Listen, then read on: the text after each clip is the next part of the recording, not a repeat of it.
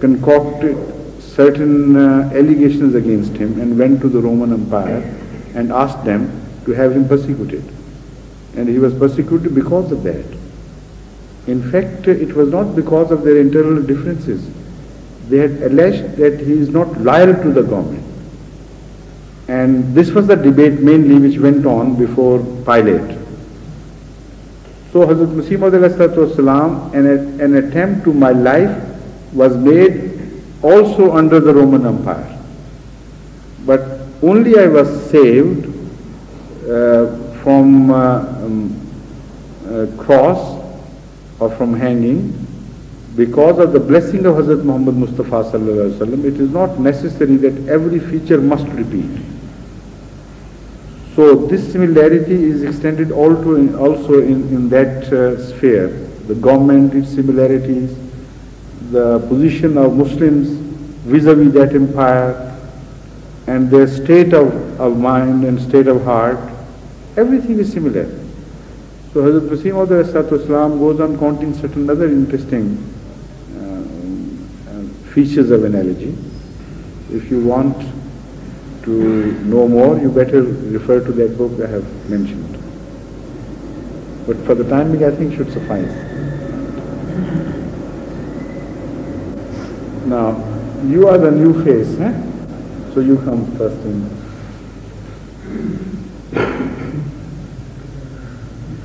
First of all, introduce yourself. Yes. Thank you, sir. I'm Muzaffruddin Ahmed Khan. Beg pardon?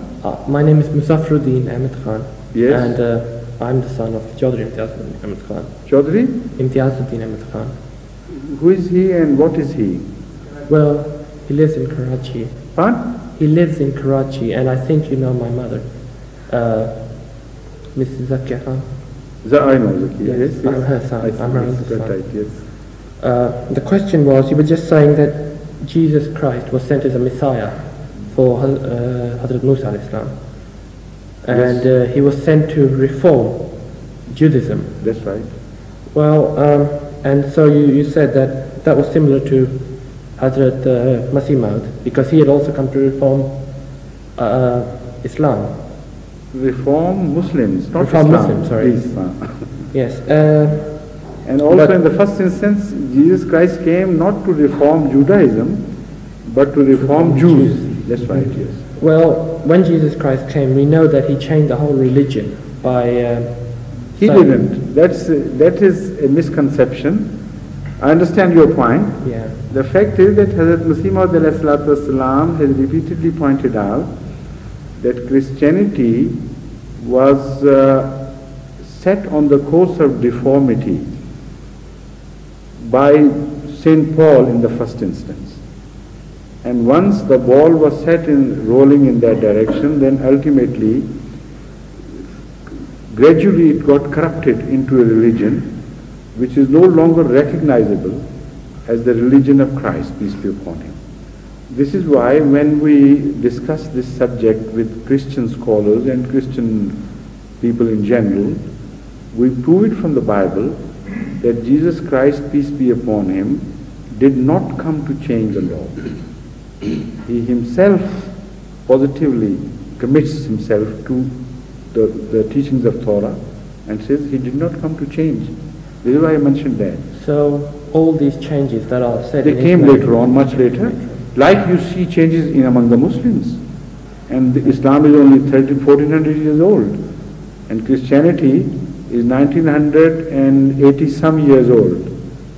So if Islam within our sight has changed so much that one section of the Muslims declaring themselves to be Muslims believe that Hazrat Muhammad Mustafa sallallahu alaihi wasallam, peace be upon him, was omniscient in character, he was omnipresent, knew everything, is present everywhere, and he was also, he had the knowledge of the future directly.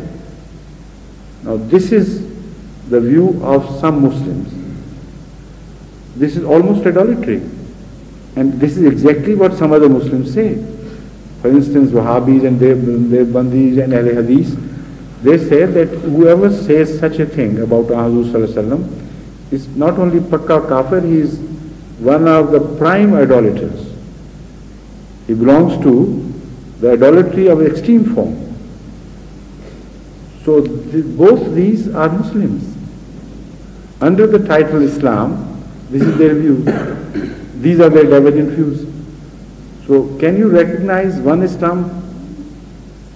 Knowing one, can you recognize the same Islam in the other? Obviously, the differences are fundamental. So this is what I mean.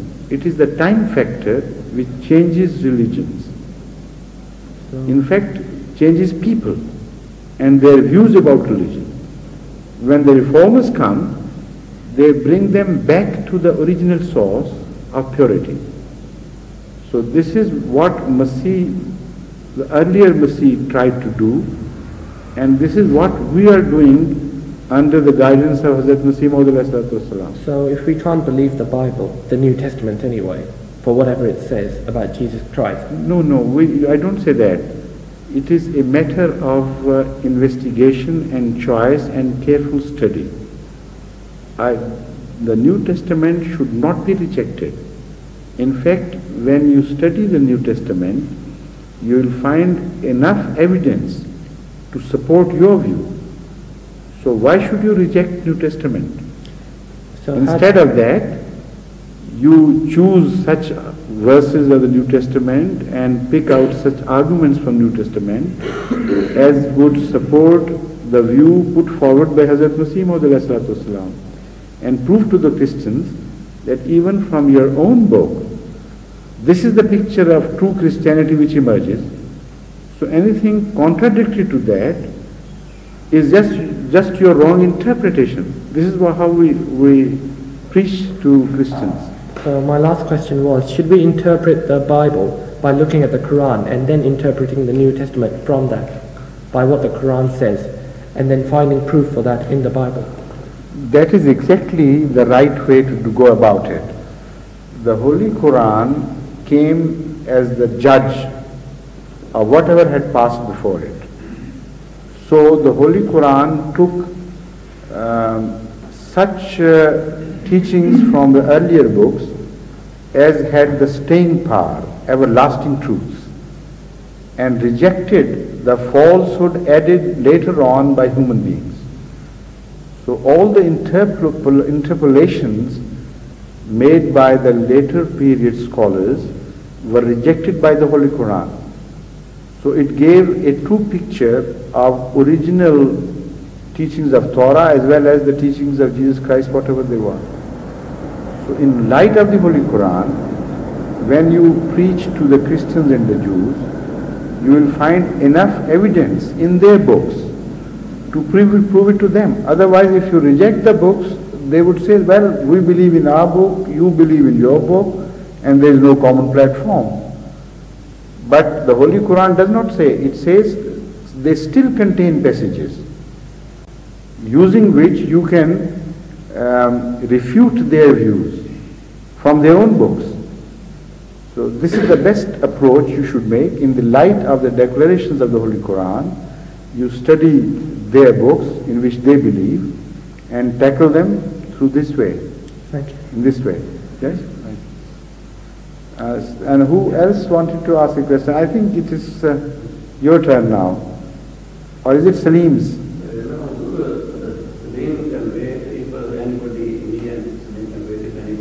Yes, okay. Good. So it's Dr. Khalifa Abdul Manan, no doctor, engineer. Khalifa Abdul Manan has come from Canada. So I think we better give him a chance first. Right? You agree to that? Well, if he agrees to that, huh? I can abdicate in his favor if he wants to. No. He is a daily feature, a fixture with us nowadays. So you are just a temporary visitor. I think you should be given first right. Hazur, there is a revelation of Allah to Hazrat Masih Maud alayhi salatu wasalam. Muhammad Mustafa Panah Gazi hue Qila Hind mein. Muhammad, Prophet of God, for benefit of Mustafa Sabat, because he wouldn't understand Urdu, yes. took refuge in Indian fort.